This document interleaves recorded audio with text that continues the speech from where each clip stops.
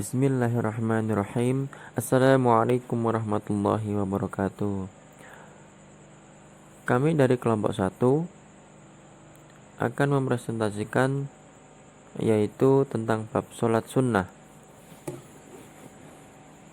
Yang pertama kita akan membahas pengertian sholat sunnah. Sholat sunnah adalah sholat yang dikerjakan di luar sholat fardu. Nabi Muhammad SAW mengerjakan sholat sunnah selain untuk mendekatkan diri kepada Allah Subhanahu Wa Taala. Beliau juga mengharapkan tambahan pahala.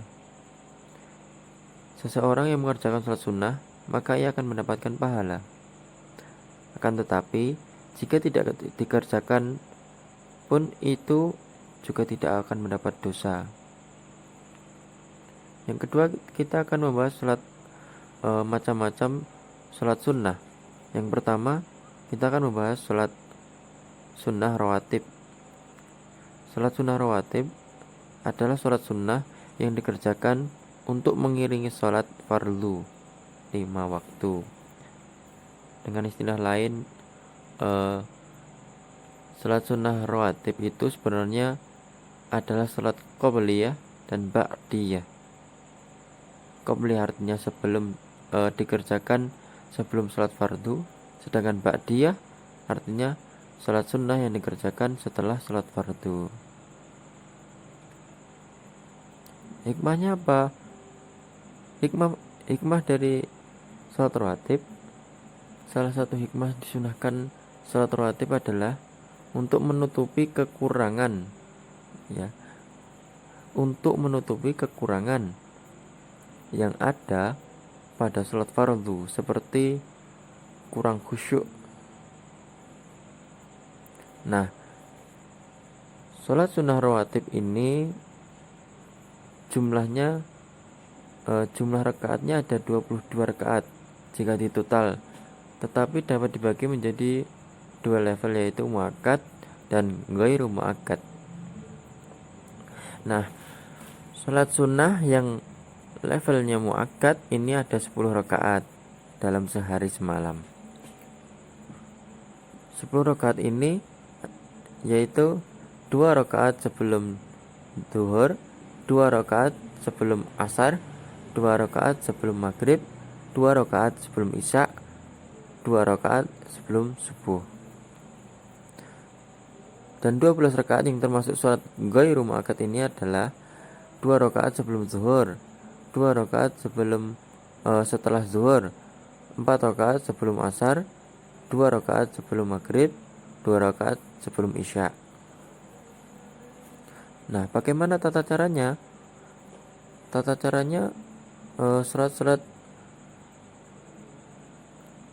tata cara sholat rawatib yang dikerjakan sebelum sholat fardu dinamakan qobliyah.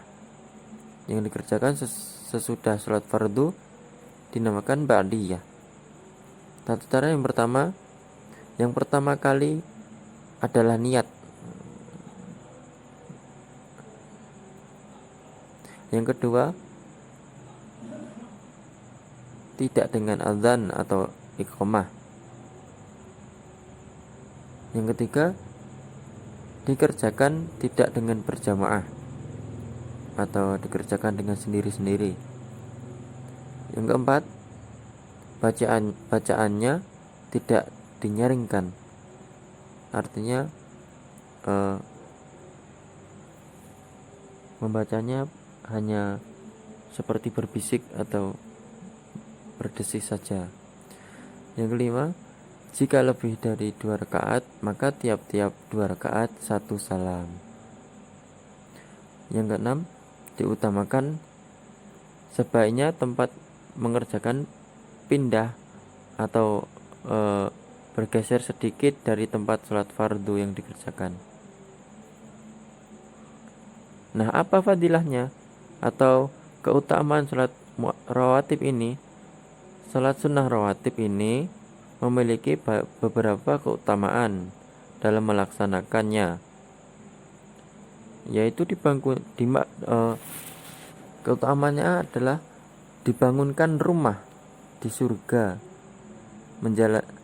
menjalankan sunnah Rasulullah Shallallahu Alaihi Wasallam, lebih mendekatkan diri kepada Allah Subhanahu Wa Taala, serta lebih bersyukur melalui zikir dan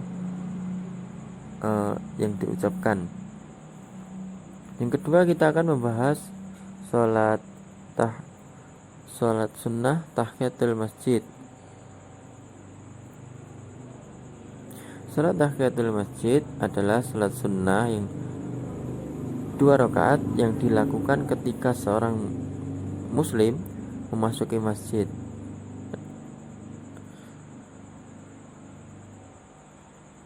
Niat sholat ini, sebagaimana juga sholat-sholat yang lain, cukup diucapkan dalam hati, namun sunnah melafalkannya, dan apabila ingin dilafalkan jangan terlalu keras sehingga mengganggu muslim yang lainnya membacanya seperti sholat sunnah yang lain.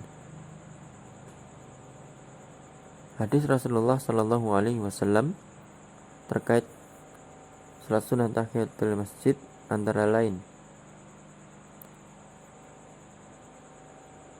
apabila seorang di antara kamu masuk masjid, maka janganlah hendak duduk sebelum sholat 2 rakaat terlebih dahulu. Hadis riwayat Bukhari dan Muslim. Tata cara sholat tahiyatul masjid seperti melakukan sholat sunnah yang lainnya. Sholat sunnah tahiyatul masjid juga memiliki tata cara melakukannya. Sholat tahiyatul masjid terdiri dari 2 rakaat. Hukum sholat tahiyatul masjid bersifat sunnah, bukan wajib. Akan tetapi sunnah ini menjadi sunnah muakkad atau sunnah yang sangat dianjurkan. Nah, keutamaan sholat tahiyatul masjid: yang pertama, memuliakan masjid. Yang kedua, menutupi kekurangan sholat wajib. Yang ketiga, sebagai penghapus dosa dan meninggikan derajat manusia di akhirat kelak. Yang keempat, sebaik-baik amalan. Tahiyatul masjid merupakan amalan yang utama, mencerminkan ketakwaan dan ketawakalan. Salat tahiyatul masjid menjadi salah satu wujud dari kesungguhan serta tekad yang berasal dari seorang muslim yang dilakukan sehingga rela menghabiskan waktu, tenaga, bahkan mungkin hartanya hanya untuk mengerjakan salat, sehingga lebih mendekatkan diri kepada Allah Subhanahu wa taala. Dapat menyelesaikan masalah hidup. Dalam hadis qudsi, Allah Subhanahu wa taala telah memerintahkan kepada manusia agar mengerjakan salat sunnah dengan niat hanya kepada Allah Subhanahu wa taala semata.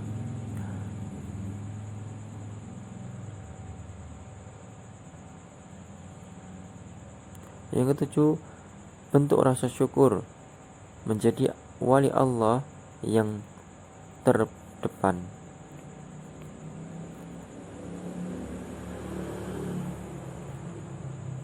Hikmahnya, menutupi kekurangan sholat wajib dan menghapus dosa yang ditinggikan derajatnya. Yang ketiga, kita akan membahas salat tahajud.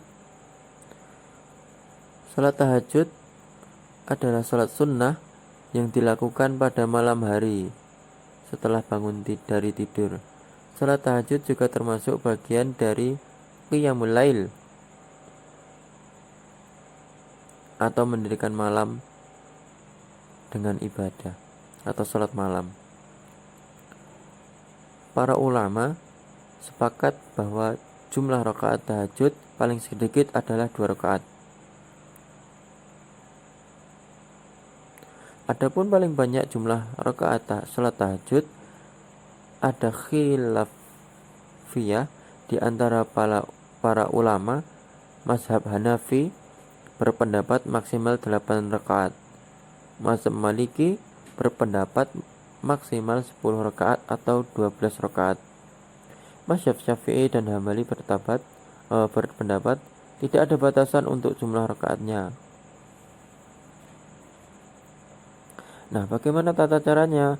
Waktu pelaksanaan sholat tahajud terbentang luas antara isya sampai dengan waktu subuh, dengan syarat mengerjakan setelah selesai melaksanakan sholat isya dan setelah tidur walau hanya sejenak.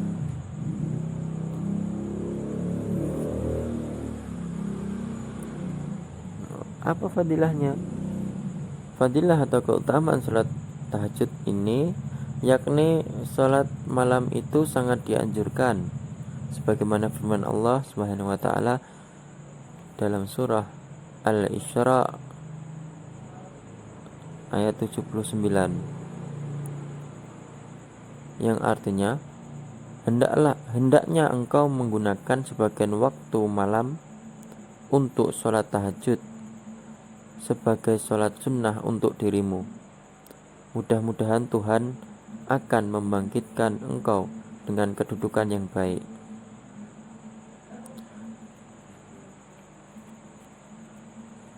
Itulah keistimewaan dari sholat malam, sholat tahajud pada malam hari.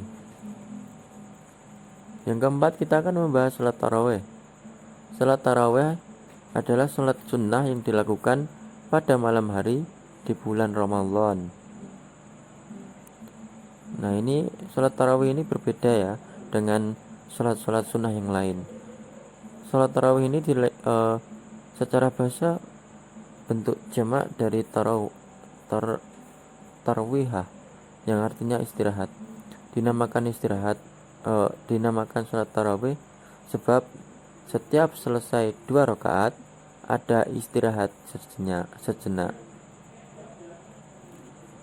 Nah, bagaimana waktu pelaksanaannya? Waktu pelaksanaan sholat tarawih terbentang panjang antara sholat isya sampai datang waktu subuh, dengan syarat telah melaksanakan sholat isya.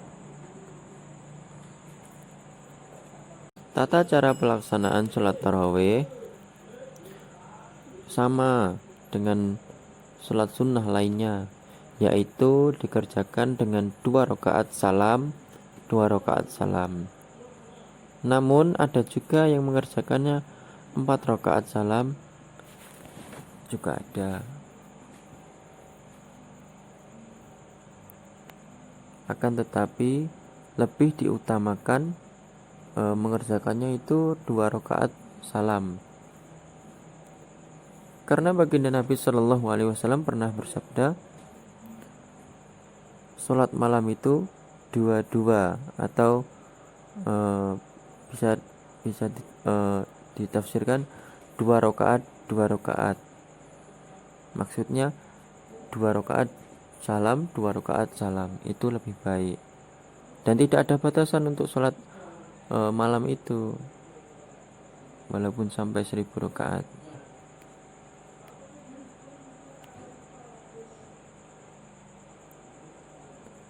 Hadis riwayat Imam Bukhari dan Imam Muslim dari Abu Hurairah radhiyallahu anhu, beliau berkata, sesungguhnya Rasulullah Shallallahu Alaihi Wasallam bersabda, barang siapa yang mendirikan bulan Ramadan atau salat tarawih karena iman dan mengharap ridha Allah, maka diampuni dosa-dosanya yang telah lalu. Hadis riwayat Al-Bukhari dan Muslim. Kedua, salat tarawih bersama imam seperti salat semalam penuh dari Abu Dzar. Nabi Shallallahu Alaihi Wasallam pernah mengumpulkan keluarga dan para sahabatnya, lalu beliau bersabda,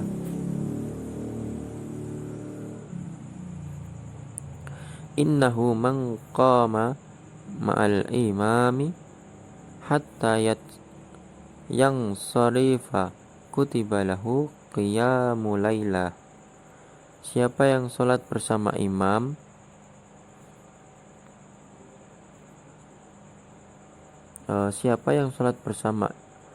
bersama imam sampai ia selesai, maka ditulis untuknya pahala qiyam 1 malam penuh.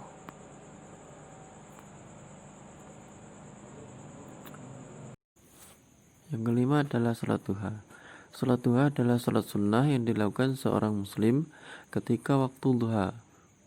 Nah, waktu duha itu kapan? Waktu duha itu ketika matahari mulai naik kurang lebih 7 hasta sejak terbitnya matahari, kira-kira pukul 7 pagi hingga waktu zuhur. Lalu apa manfaat dari sholat duha ini? Manfaat sholat duha terutama dalam hal rezeki, sebab banyak orang terlibat dalam masalah tersebut. Jumlah rakaat sholat duha yakni minimal 2 rakaat dan maksimal 12 rakaat. Sholat sunnah ini dilakukan secara sendiri-sendiri. Tata cara sholat duha. Yang pertama adalah niat sholat duha. Yang pertama niat.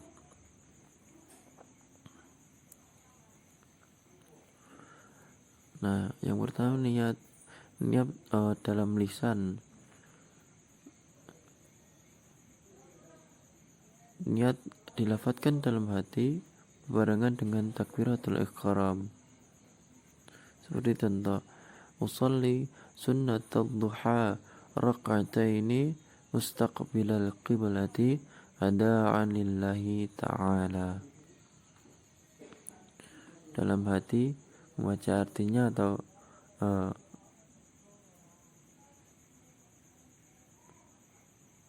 aku niat sholat sunnah duha 2 rakaat karena Allah Ta'ala. Yang kedua, membaca doa iftitah, lalu membaca surat Al-Fatihah, dilanjutkan membaca satu surah dalam Al-Quran. Afdalnya rakaat pertama membaca surat Asy-Syams, yakni Asy-Syamsi, dan rakaat kedua baca surat Al-Lail.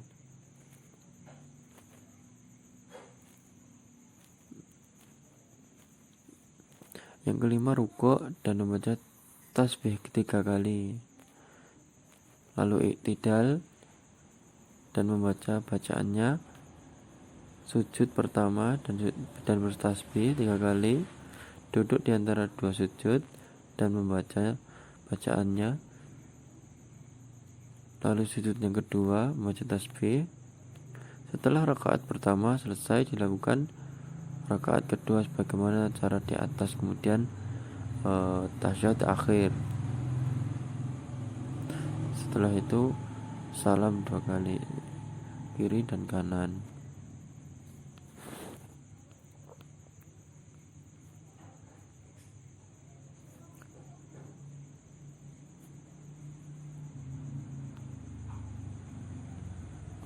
Lalu apa fadilah dari salat duha ini?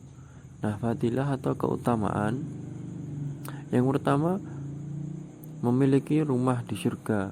Rasulullah Shallallahu Alaihi Wasallam pernah bersabda, barang siapa yang melaksanakan sholat duha sebanyak 4 rakaat dan 4 rakaat sebelumnya, maka ia akan dibangunkan sebuah rumah di surga. Yang kedua, wajah terlihat lebih bercahaya dan awet muda. Yang ketiga, pahala yang sama dengan sedekah, sebagaimana disampaikan dalam sebuah hadis riwayat Muslim yang berbunyi, setiap pagi ruas anggota tubuh kalian harus dikeluarkan sedekahnya. Yang ketiga, diberi kelimpahan rezeki, dicukupkan hartanya. Hal ini sesuai dengan firman Allah Subhanahu wa taala. Sebuah hadis yang berbunyi, "Wahai anak Adam, janganlah engkau luput dari 4 rakaat di awal harimu. Niscaya akan aku cukupkan untukmu rezeki di sepanjang hari itu." Hadis riwayat Ahmad. Hikmah dari pelaksanaan salat duha. Yang pertama, salat duha adalah sedekah. Rasulullah bersabda, "Setiap ruas dari anggota tubuh di antara kalian pada pagi hari harus dikeluarkan sedekahnya. Setiap tasbih adalah sedekah. Setiap tahmid juga sedekah. Setiap tahlil adalah sedekah.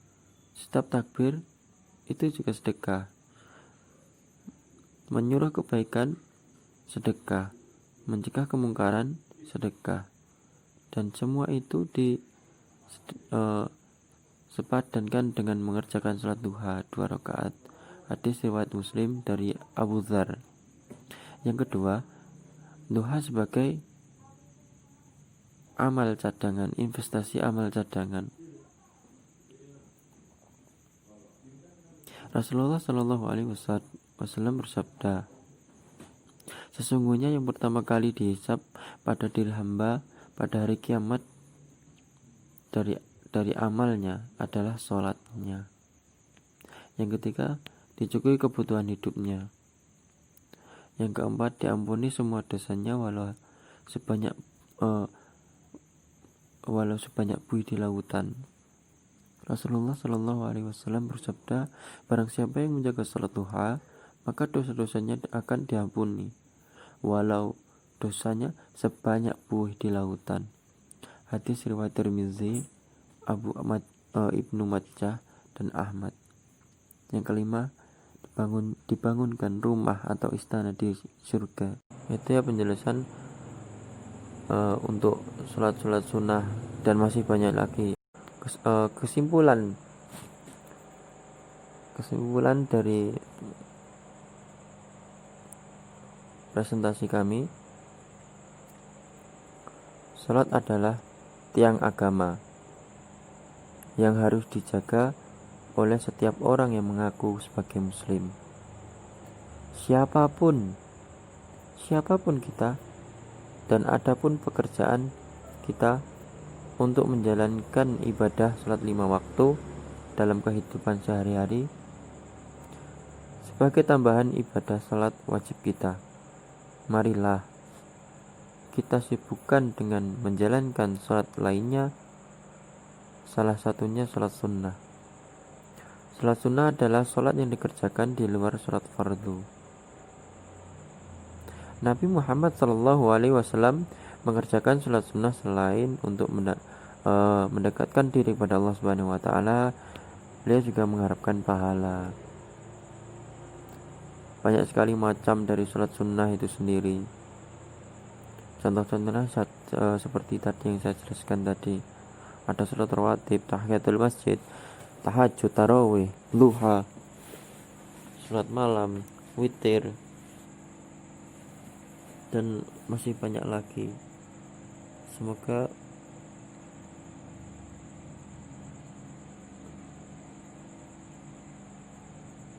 itu bermanfaat untuk kita semua. Sekian dari kami. Mungkin jika penjelasan kami masih ada yang salah, nanti kami mohon maaf, dan teman-teman bisa membenarkan dari penjelasan kami. Sekian, wassalamualaikum warahmatullahi wabarakatuh.